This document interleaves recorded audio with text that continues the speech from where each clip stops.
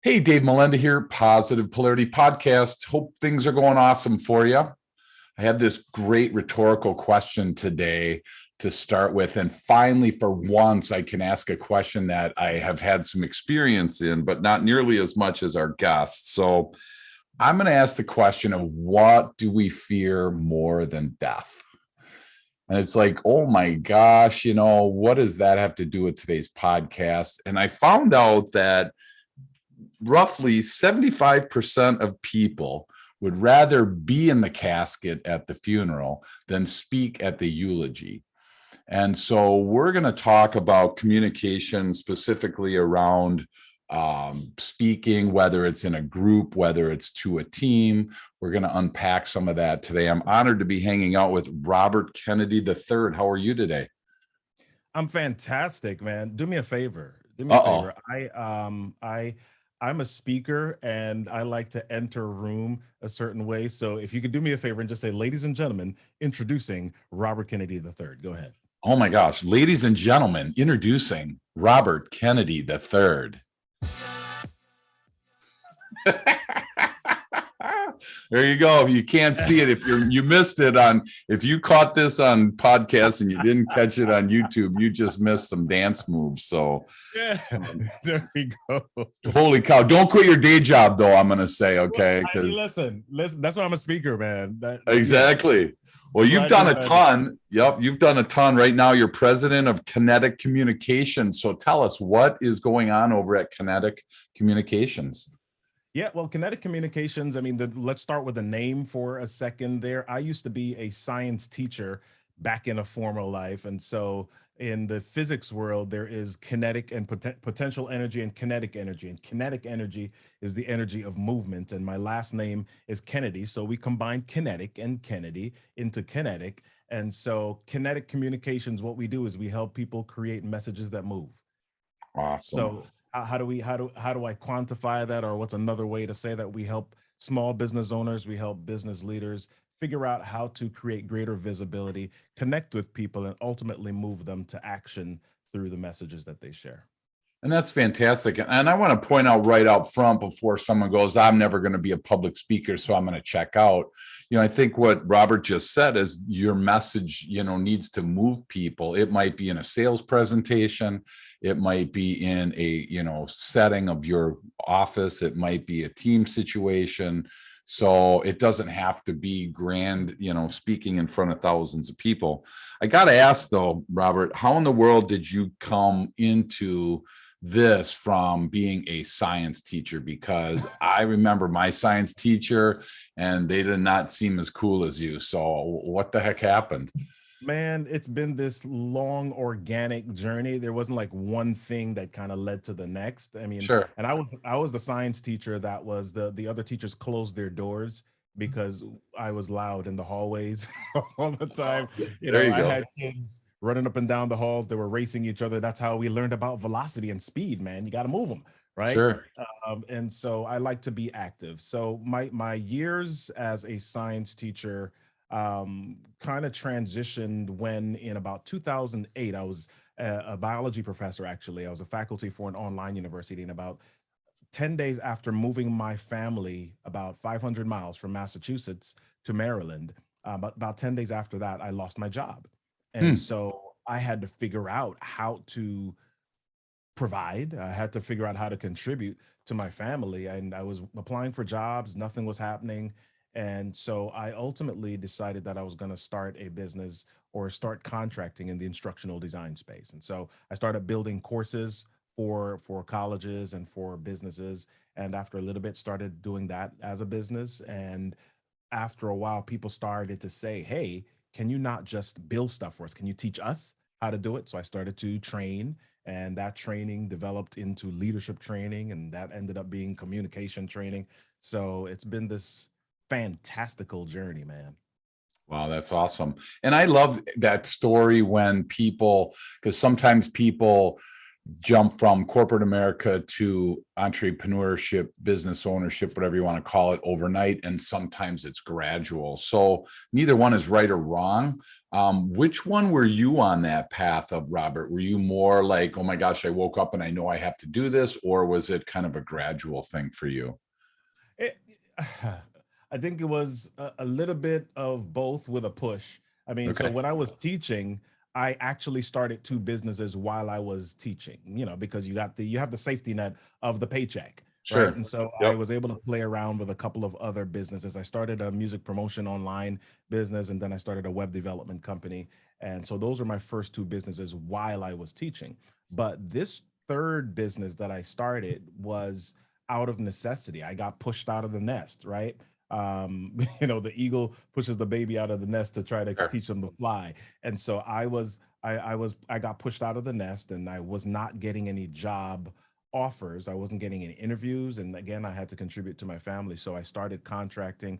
After doing it a little bit, I said, hey, let me form a company from Sure. this. And so I did that. And yeah, it's had ups, downs, it's had crazy stuff. I've uh, exploded a company. I've been sued. I've had all sorts of things happen. But, here we are, still hanging in there, man. Well, that's 14 years awesome. later. That's awesome. Yeah. And I love, again, for the people listening, everyone has their own story. And so Yeah. that's what I think is unique, is that Robert really helps you with that story. And that was the question that I kind of, it got me really excited about today's discussion, because, everybody has a story. And so the question is, what's yours? Yeah. And I had to look at myself, and I'm like, wow, I know my story, but I've never really had to articulate it. I've never really had to condense it down into somebody saying, hey, what's your story? So that's where I want to really start there. If how do I get in touch with my story? How do I get past the trash in my head of, who cares about my story? Nobody's going to care. I don't have an important story. I didn't win Olympic medals. I didn't Yeah. climb to the top of Mount Everest. How do you get past that head trash and start finding some of the, good things in your own story? Yeah. Well, I think some of that is internal, looking at your own history and looking at some of the things that have made an impact for you. Have there been any conversations with people that have caused you to come to some sort of insight, or something resonates with you? You're like you're talking to somebody, or you hear something on TV or whatever, and you're like, oh my gosh, yeah, that's pretty cool. And you make a decision, or you do something because of that. That's not always the story of some guy got hit by a drunk driver and therefore he did something different, or they were born without legs and Right. so they had to overcome something. The things that make a difference for us are often small things that happen to come to us at the right moment and cause us to think based on the different circumstances or the challenges that we're having in our lives. And that's the same for most of us, right? And so once I think about the things that made a difference for me, now I recognize, oh my gosh, okay, if I share even some of the small things in my life, it may make a difference for somebody else. And not only am I responsible to share that, it's like not everybody can hear things from every single source. Some Sure. people's voices are assigned specifically to you. So let me illustrate that really quickly. So when I Sure. was in the classroom, I taught physics, right? And every year there was a student that I would explain a concept to, and they would say, "I don't get it, Mr. K." Right? So then I'm thinking, I let me wasn't in your explain. class. Wait a minute here. Yeah, That was me though. yeah, probably, probably. So I think about a second way to explain it, and Sure. I say, okay, cool. Let me explain it this way. I explain it the second way, and a student would say, "I don't get it, Mr. K." And I'm like, okay, let me think about another way. So I would rack my brain and think about a third way, and this would happen almost every single year. I'd Sure. think about a third way, and I would explain it to the student, and thinking for sure that the student's going to get it now. And the student would say, "I don't get it, Mr. K." And then what would happen would be either a student right beside them, or some other student will come across the classroom and sit down beside them, and they would explain to them, often literally in the words that I just said. And the student says, "Oh my gosh, now I get it. Why didn't you say it that way, Mr. K?" And I'm like, "I did literally just say that. But here's the deal.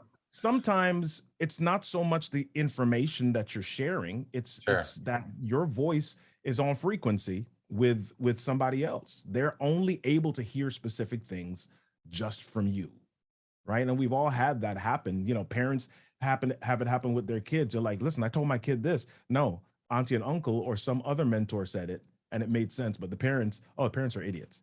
Sure. Right? So, we've got to share our story. Some people can only hear it from us. So I have a question for you on that because I do a lot of work with DISC personality assessments, and we talk a lot about what you just said, but I want to make sure I'm on the right path. Sometimes it's the delivery of the message rather than the message. Is that kind of what I just heard you say in a different way? Yeah, it's all of that. It's the delivery, it's the message, but it's also the timing of it. Okay, Sometimes you can have a great delivery and the message could be perfect. If the person is not in the space to hear it, or gotcha. they're just not that at that moment of reception, then your message may fall on deaf ears, at least for the time being, or it may just sit inside of them dormant until years later when they're like, oh my gosh, Dave said this 5 years ago, and now I Sure. remember it. And now it's useful to me. Gotcha. Wow, that's awesome. And I think that's really encouraging to realize that, because I don't know about you, Robert, but as a speaker myself, I'm always looking for that instant, line of people at the end of a talk that stand there and go, oh my gosh, this is awesome. You changed my life, right? Yep. I mean, that's like the speaker's dream, is just this line of people waiting to talk with them.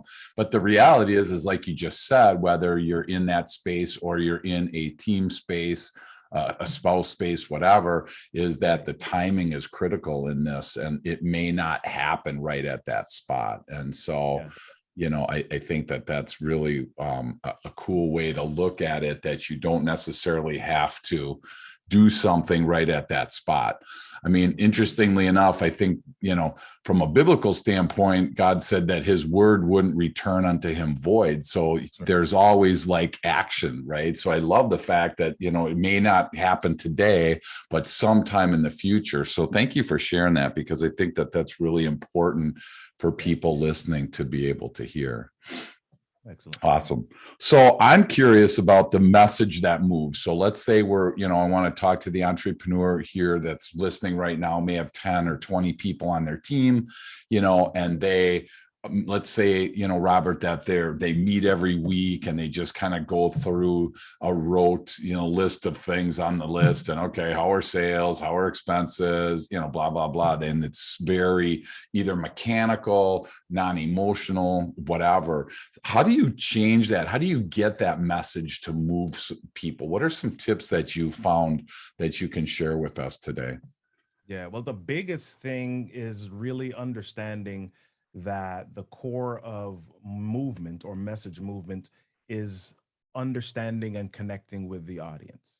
Okay. So a lot of times, especially in the scenario that you just mentioned, we're having these meetings and we're going through this list of things. We're going through the list of things that are critical for the organization. And a lot of times when we do it that way, simply, people are there fulfilling a task list. But what does fulfilling those items, or what does executing those items mean for the people doing it? Does it contribute to their lives in some way? Does it help them be better? Does it lean into something that they're passionate about? I was teaching a session for the Social Security Administration, and their leaders kept saying, we are having trouble with getting people to buy in to certain things, especially when they have repetitive tasks or repetitive Sure. duties. And so I asked them the question. I said, "Okay, what is it that you all do? What's the outcome?" They said, "Well, we deal with Medicare and Medicaid."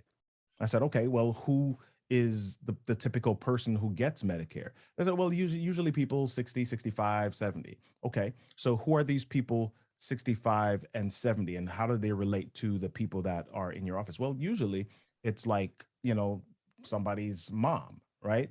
If I'm 65, I'm probably somebody's mom. Okay, so I if I mess up on a spreadsheet, if I don't take a spreadsheet as important, and errors take place, ultimately, who does it affect? It affects somebody's mom. It affects my Sure. mom. And so Sure. we walk through how to personalize that and allow people to see that sequence of events and how it affects or how it relates to someone or something that is important to them. And the closer that we can get to or the more connective tissue that we can create or find, the better it is going to be to help people to move towards action because they're in ownership. They own the thing that they're doing and they have a why or they've got a reason for doing it. So connection is the word that I wrote down on that. And again, there are people, their personalities. Again, that's what's cool about looking at a personality on a team. There are leaders, Robert, that are very emotional and it's easy to connect with them. And then there are people that are more fact-based. They're more, all about the results and trying to connect with them. Some people even think that there's, like a line that you cross where, hey, this is the workplace, let's keep that out of the workplace, so to speak. How do you connect with somebody that's so business focused or so results oriented that you just don't know how to connect? What are your suggestions there? Well, everybody ultimately, even when they're very focused on results or what we say left brain or logical, ultimately, when it comes down to making decisions, apples to apples, orange to oranges, people make decisions based on an emotion, right? That's kind of the determining factor. Okay. If I'm in a car dealership and a salesperson comes up to me and they say, "Hey, I've got these two cars on the floor here." Right? They're both identical packages. They both have the same horsepower. They're both the same year. They're both, internally the same. The only difference is that one is red and one is blue. Which one are you going to choose? You choose the one that you feel better about, right? Sure. You Yep. prefer blue. Okay, yep, I like blue. I'm going to pick the blue one, Sure. right? So when people are logic based, what is it that drives them? If it's results that drive them, why do results drive them? Well, they probably have, I don't want to say that they're perfectionists, but they like completion, or they Sure. like achievement, or there's something that emotionally clicks or connects with them. So what is that thing? And if you can figure out what that thing is, then you can speak that language and speak to that thing, because again, that's where the connected or the connectivity comes in, when you're able to speak people's languages and connect with them.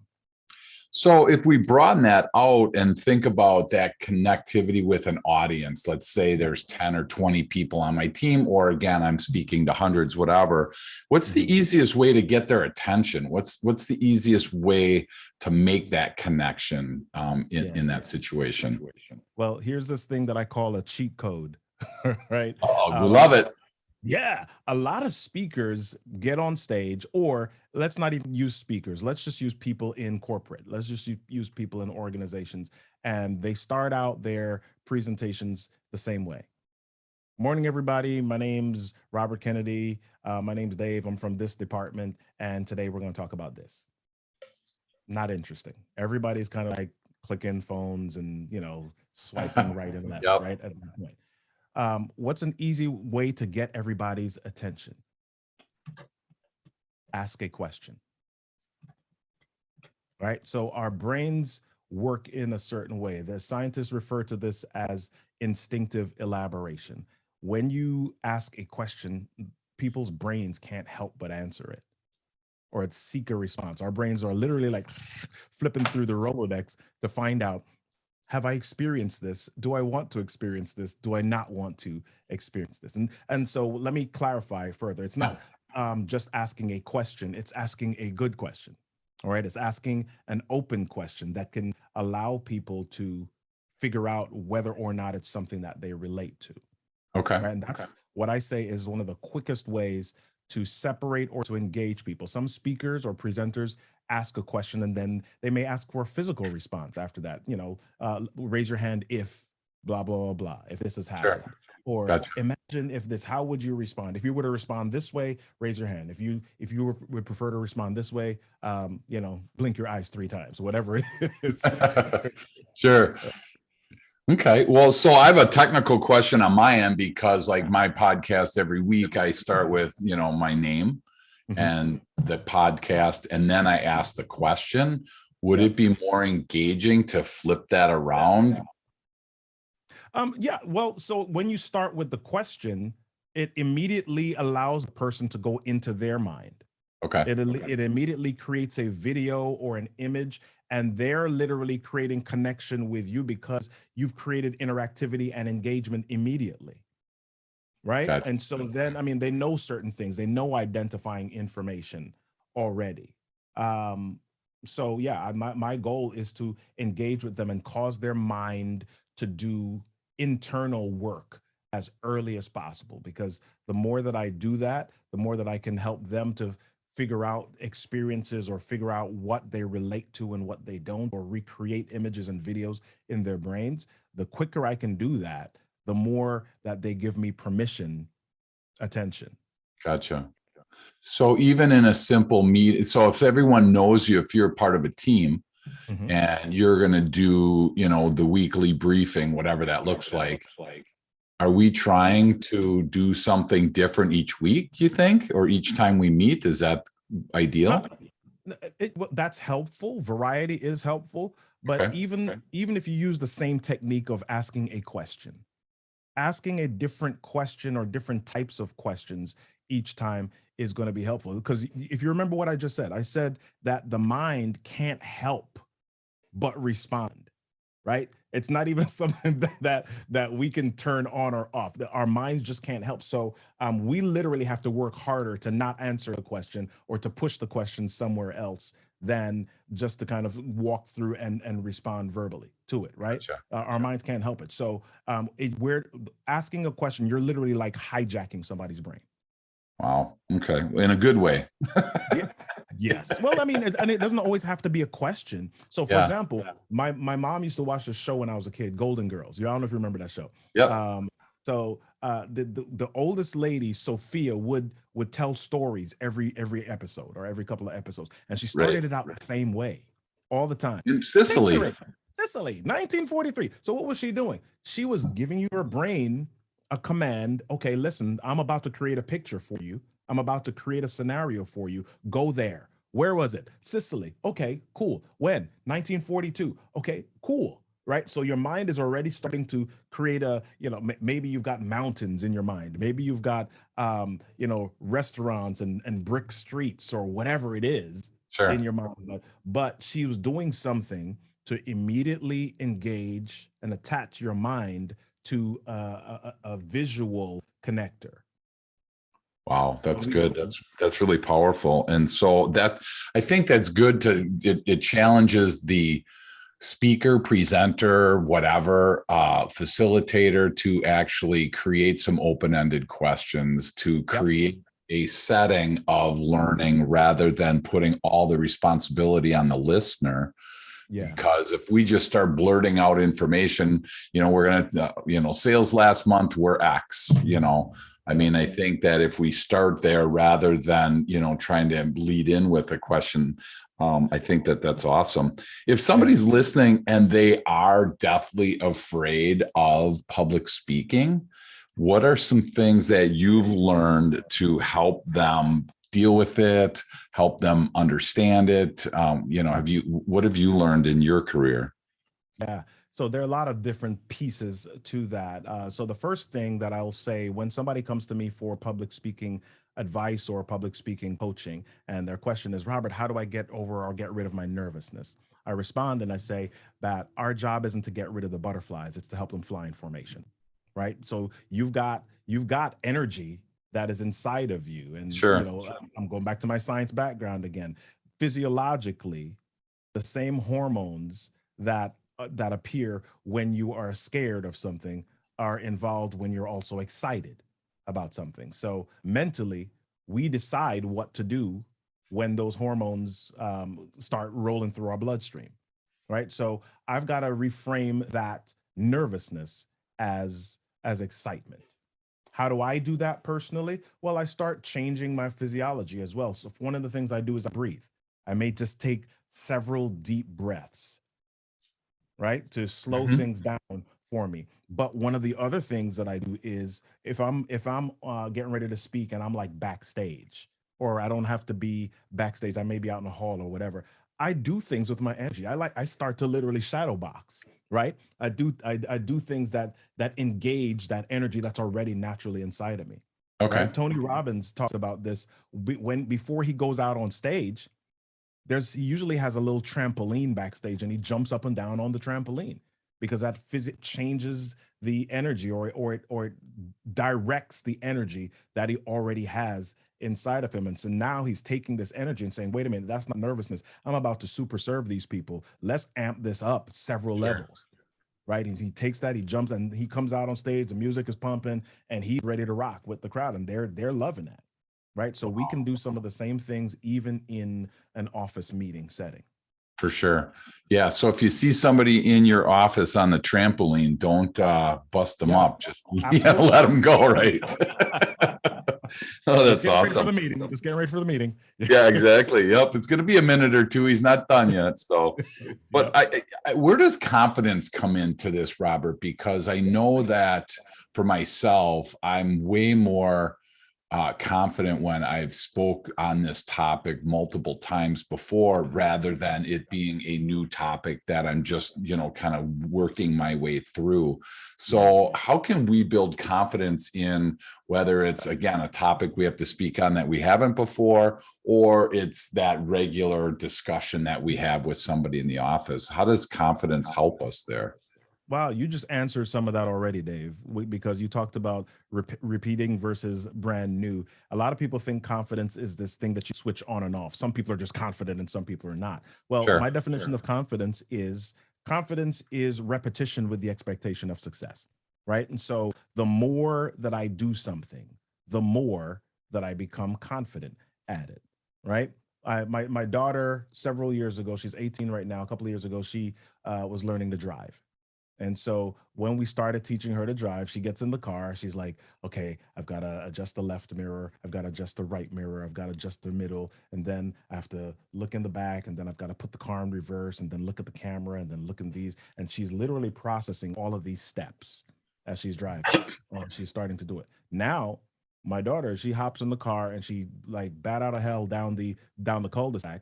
And I'm kind of like, baby, you got to slow down. But she's doing these things with more confidence now, simply, and she's not even thinking about most of it, she's just doing it automatically Sure. because of repetition. So there is going to be an element when you're delivering something for the first time, an element of uncertainty, but the more that you do it, the more that you'll become confident in that thing, and then the more that you speak, even if it's something brand new, because you've been on stage or because you've been in front of people or because you've had these conversations before, you'll become more confident in it. So the best thing that you can do to grab or to improve your confidence is to constantly stretch and put yourself intentionally in situations where you'll have to repeat behaviors. Hmm. So you're outside your comfort zone then at that point, right? Yep. Yep. And I Yep. think that that's where we tend to get jammed up, because everyone loves to hang out in their comfort zone.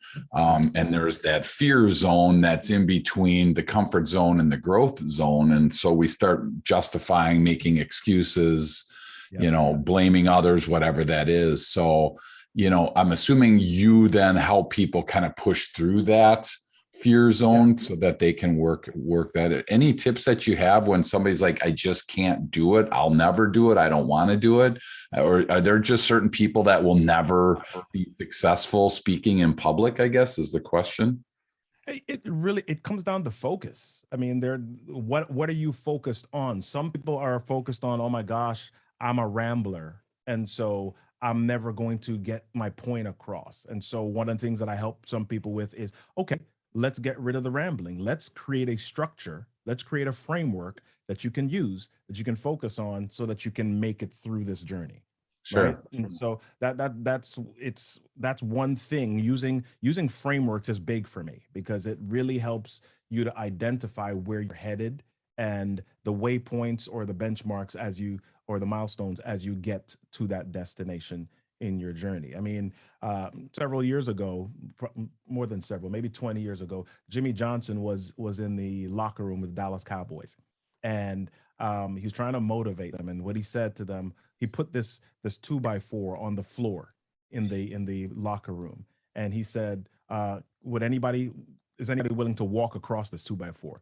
A lot of people raised their hands, and so he says, "Okay, all of you can walk across this 2x4, but if I were to place this 2x4, the same 2x4, up across some buildings, right, 40 feet in the air, what happens at that point?" A lot of you become scared. A lot of you become nervous. It's the same 2x4. Sure. The only thing that happens is now you're kind of focused on something different, right? You're Mm. focused on falling. You're focused on looking down. You're focused on something as opposed to just walking confidently across the same 2x4. It's really going to come down to what you're focused on and what frameworks you're using as you speak. Wow, that's really powerful. Yeah, I think it's easy to walk. Again, that's the comfort zone, right? It's easy to stay in there. It might even be okay if it was a foot off the ground, but like you said, when it gets up into the spot where your focus changes, and because if you fall off at 1 foot, it's not the end of the world. It could be the end of the world at 40 feet. And so I think that's awesome. So I want to put you on the spot as we start to land today. I want to ask you, what's your story? Man, so I've got a lot of stories, but one of the stories that I use quite a bit, and I would say I use it as a signature story, is that when I was about 2 years old, I was born on the island of Jamaica. And in Jamaica, we've got not necessarily nannies or maids, but we've got a lot of young, maybe teens around babysitting and doing those types of things. And when I was a kid, I would hear quite often, would call me Bobby at the time, "Bobby, you talk too much." I Mm, would ask a lot of questions as a kid. "Bobby, you talk too much. Bobby, you ask too many questions. You should be a lawyer. You talk too much. You talk too much." And so after a little while, I shut up. I stopped speaking. I stopped asking questions. I was known for a long time as a shy kid who would rather be in his room playing with trains than being out at the party.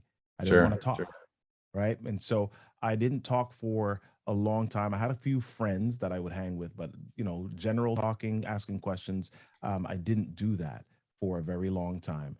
And it wasn't until my senior year of high school, going into college, that I made a decision that I was going to speak more. Why did I make that decision? Well, because I kind of reached a point where I felt like I was not being seen, and I saw some kids that who I viewed as being seen, and the common thread or the common denominator was that they spoke. They were good communicators, and so I decided that I wanted to do that and speak up more. And so as I began to do that, different things began to happen in my space, and so I go from this kid who is not talking to someone now who teaches people how to communicate. Right? So Mm, yeah. that's my journey, and that's my story. There's a lot of different little milestones inside of that, but the ironic um, start and end kind of walks through that common thread in my space, that a lot of times the trauma or the things that we experience at some point in our lives have some way of showing up in the things that we care about or the things that drive us at a later point in life. Wow, that's great. Well, there's parenting information there, there's communication, there's a ton of information in that story. Yeah. Are stories supposed to, is there a call to action in a story? Is there some like next step in that story? I mean, obviously everybody's story is different. I'm trying to understand if there's like, if it's just like an end and that's my story, period, or if there is some next step. Is there a call to action? How do you kind of end a story, I guess, in that Yeah. situation? I love that question. I love that question because it leans into the purpose of story. So as I talked earlier about messages that move, how do you move people? Well, you've got to create something that allows them to know clearly what they need to do as a result of this story or this recommendation that you're making. So to answer it shortly and succinctly, yes, your story should have a call to action. If we go back to like Aesop's fables and all of those stories that you heard when you were a kid, there was always like a moral. There was always something at the end that you were supposed to learn and then apply that to your life in some way. So yeah, there's sometimes where you just want to tell something just to inform people, Sure. but in the majority of cases, the reason I'm sharing something is with you is because I want to influence you in some way, or because I want to move you towards a certain decision. So yes, have a call to action, have a lesson, have some point that you're trying to make. And especially if you think about the point first, that may influence the story that you tell. If I know what Yeah. I want people to do, I want them, if I know what I want them to learn or discover, then that helps me to frame the type of story or the specific story that I share. Oh, that's great.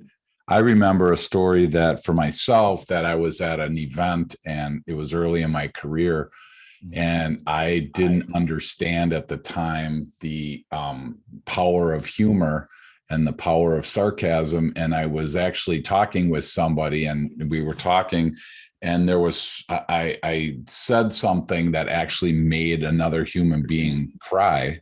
And it was just like, oh my gosh, and at the time I felt bad, but I was kind of like, get over it, and it wasn't until later in my life that I realized, wow, the power of those words, makes me really think before I speak, because I used to be the exact opposite, where it would be, most people do ready, aim, fire with a gun, not Dave. Right.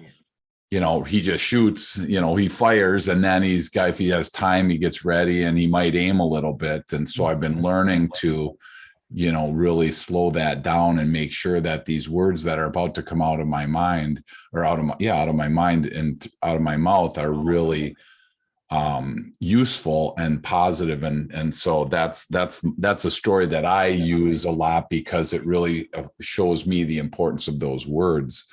So, everybody listening has a story. And I think that's what is so powerful about what Robert's talking about. The challenge is to verbalize that story and to put it in a spot where somebody's able to use it. And I always look at it as they're probably not going to be 180-degree changes in somebody's life, but if they're little course corrections along the way, it sure is a huge advantage. So I greatly appreciate, all that you've shared today. 2 questions and I'm going to let you go. What would Robert Kennedy III's tip of the week be for somebody listening today? Wow.